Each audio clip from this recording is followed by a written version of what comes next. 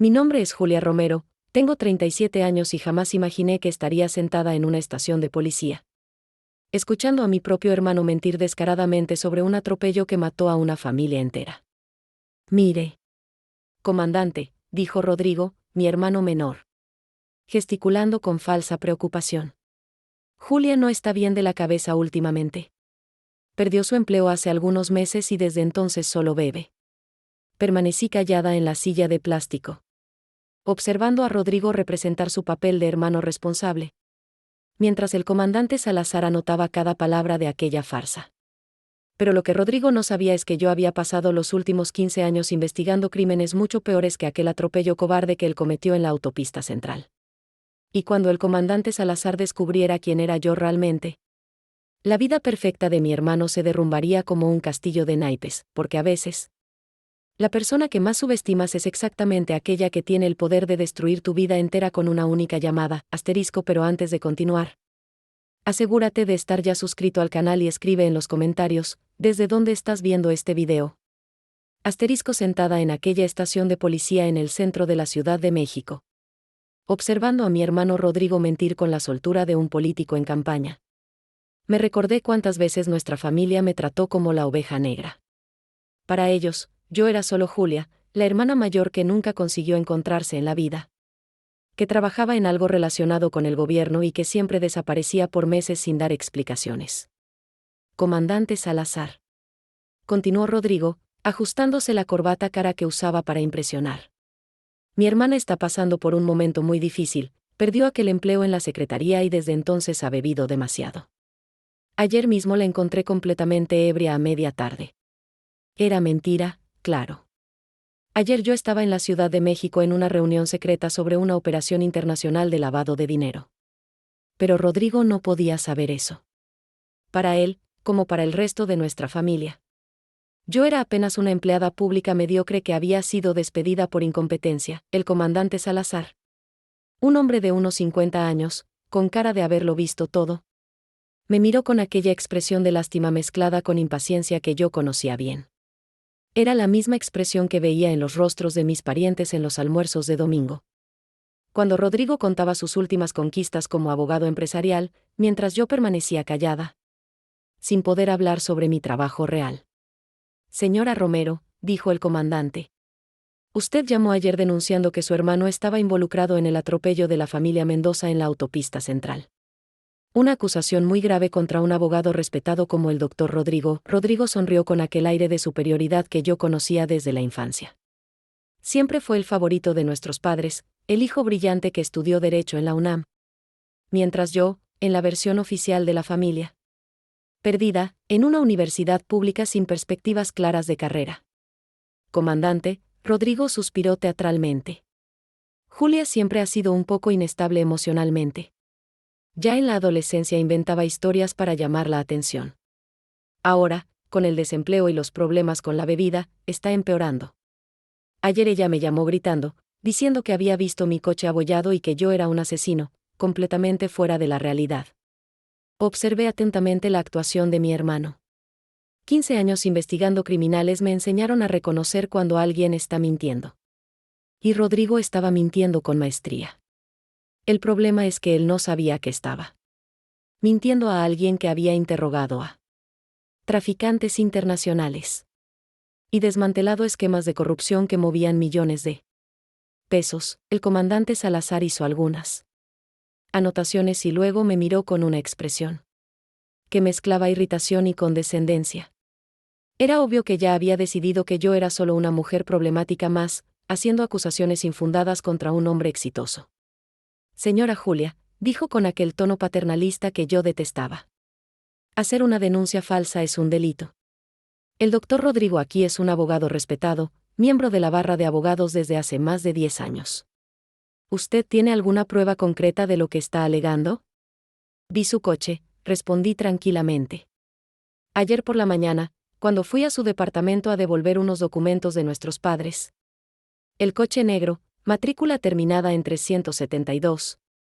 Tenía daños en el lado derecho y en la parte frontal, arañazos profundos, pintura descascarada y restos de material que parecía ser de bicicleta. Rodrigo se rió. pero percibí un destello de nerviosismo en sus ojos. ¿Ve? Esto es exactamente lo que estoy diciendo, comandante. Ella está delirando. Mi coche no tiene ningún daño. Está en el estacionamiento de mi edificio. Impecable como siempre. De hecho, continué, también fotografié los daños. Saqué mi celular y mostré las fotos que había tomado discretamente la mañana anterior. 15 años de trabajo investigativo me enseñaron a siempre documentar pruebas, incluso en situaciones personales. El comandante tomó mi celular y examinó las imágenes. Su expresión cambió ligeramente. En las fotos estaba claramente visible un Honda Civic negro con daños significativos en el lateral y en el parachoques delantero. Doctor Rodrigo, dijo el comandante. Estas fotos muestran daños consistentes con un accidente de tránsito. ¿Cómo explica esto, señor? Rodrigo se sintió visiblemente incómodo. Bueno, es verdad que tuve un pequeño accidente la semana pasada. Choqué contra una pared en un estacionamiento, pero eso no tiene nada que ver con lo que pasó en la autopista central. Mi hermana está intentando transformar un accidente tonto en una tragedia para perjudicarme. Interesante, observé. Porque en las fotos también es posible ver vestigios de pintura roja en el lateral de su coche. El mismo color de la bicicleta que el señor Pablo Mendoza usaba cuando fue atropellado junto con su esposa e hija. El silencio en la sala se hizo pesado. Rodrigo me miró con una expresión que nunca había visto antes. Una mezcla de sorpresa y algo que parecía miedo. ¿Cómo sabes el color de la bicicleta?, preguntó, la voz ligeramente temblorosa. Lo leí en el informe policial, mentí suavemente.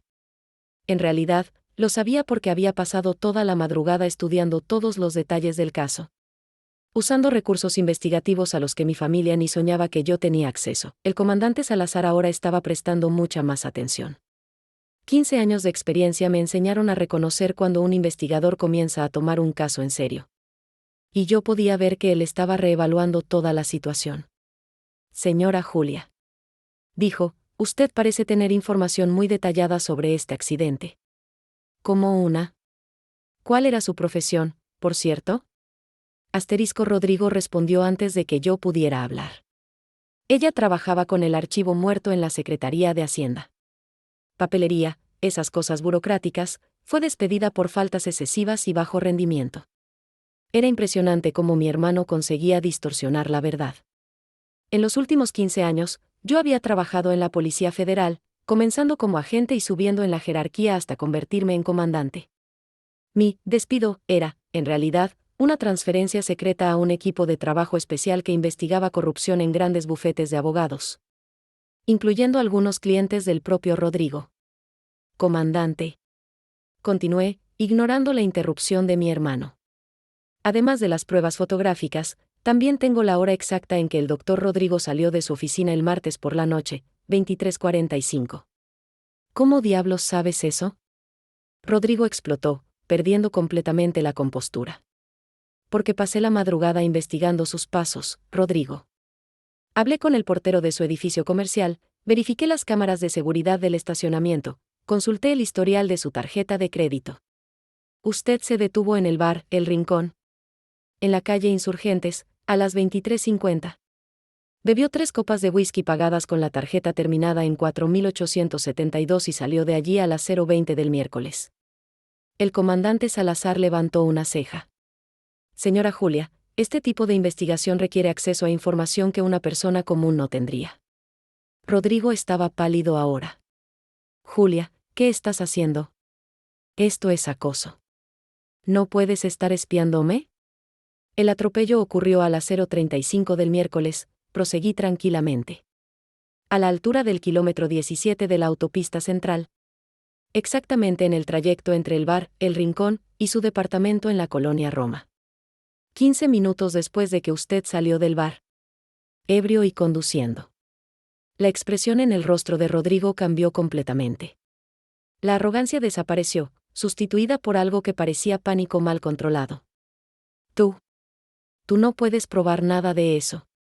Tartamudeó, en realidad, sí puedo, porque, a diferencia de lo que nuestra familia siempre creyó, yo no soy una empleada pública fracasada que fue despedida por incompetencia. Tomé mi cartera y saqué mi identificación oficial. Soy la comandante Julia Romero de la Policía Federal. El silencio que siguió fue ensordecedor. El comandante Salazar tomó mi identificación con una expresión de completo asombro. Examinó cuidadosamente el documento, luego me miró como si estuviera viendo un fantasma. Comandante Romero, dijo, la voz súbitamente respetuosa. Yo no sabía. ¿Por qué no se identificó cuando llegó? Asterisco, porque vine aquí como hermana, no como comandante. Pero ante los intentos del doctor Rodrigo de descalificar mi testimonio basándose en mentiras sobre mi profesión y competencia, creí necesario aclarar las cosas. Asterisco Rodrigo estaba visiblemente en shock. Julia, ¿eres comandante de la Policía Federal? ¿Cómo es eso posible? ¿Desde hace cuánto tiempo? 15 años, Rodrigo. 15 años en que ustedes asumieron que yo era una fracasada porque no podía hablar sobre mi trabajo real. El comandante Salazar estaba releyendo mi identificación con atención redoblada. Comandante Romero, voy a necesitar hacer algunas llamadas para confirmar su situación y verificar los protocolos de jurisdicción. Este caso podría necesitar ser transferido a la esfera federal. ¿Por qué federal? Rodrigo preguntó, la voz débil. ¿Por qué? Respondí, mirando directamente a los ojos de mi hermano. En los últimos 6 meses, el equipo de trabajo del que formo parte está investigando un esquema de lavado de dinero que involucra a varios bufetes de abogados en la Ciudad de México.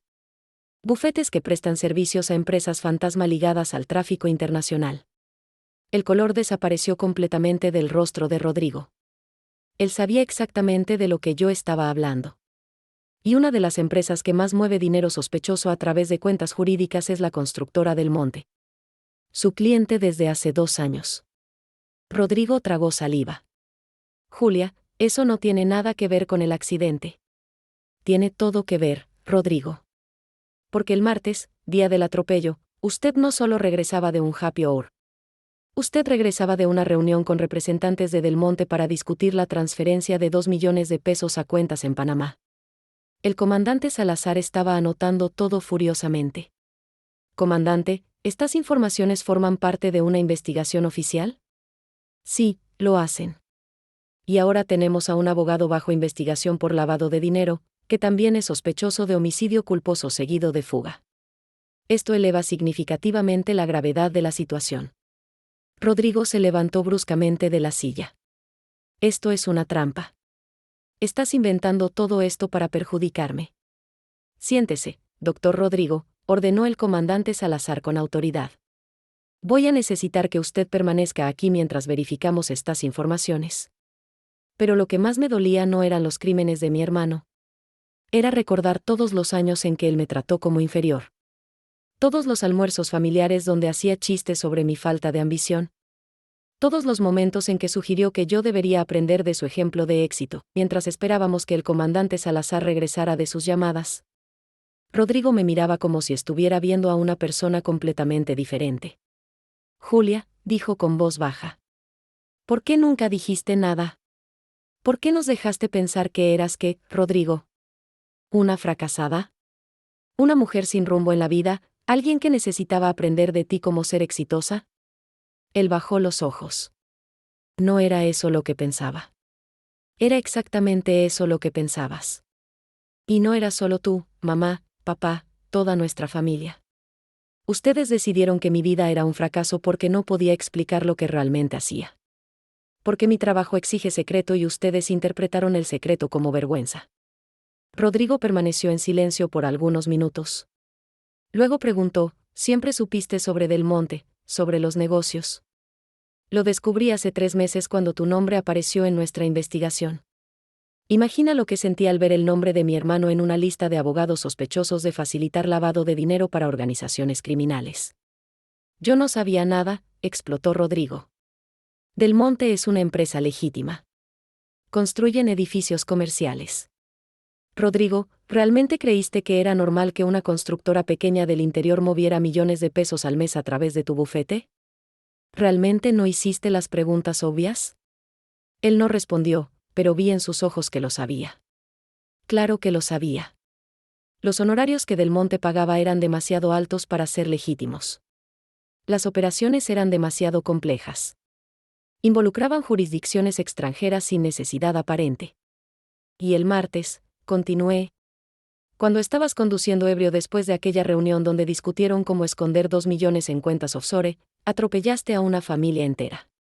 Pablo Mendoza, 43 años, técnico en electrónica. María Mendoza, 38 años, profesora de escuela pública. Ana Sofía Mendoza, 16 años, estudiante de segundo año de preparatoria. Las lágrimas comenzaron a correr por el rostro de Rodrigo.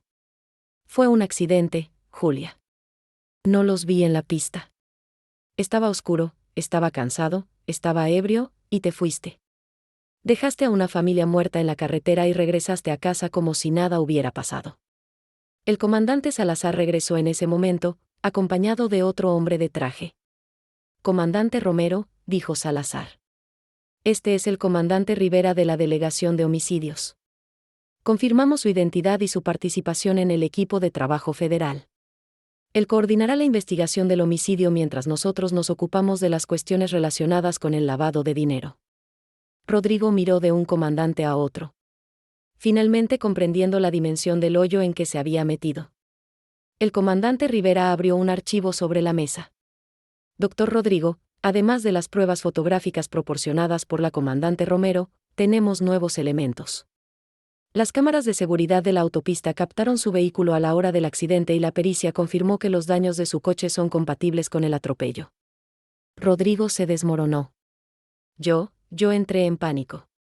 Vi que había chocado con alguien, pero pensé que era un animal. Un perro. Solo al día siguiente, cuando vio la noticia en la televisión, supo que había matado a 3 personas y aún así no se presentó, dijo el comandante Rivera. Peor aún, cuando su hermana intentó hacer lo correcto, usted intentó descalificarla como testigo. Doctor Rodrigo, intervine. Usted pasó años tratándome como si yo fuera un ejemplo de fracaso en la vida. Siempre sugiriendo que yo debería aprender de usted, que debería buscar estabilidad. Que debería tener una carrera respetable como la suya.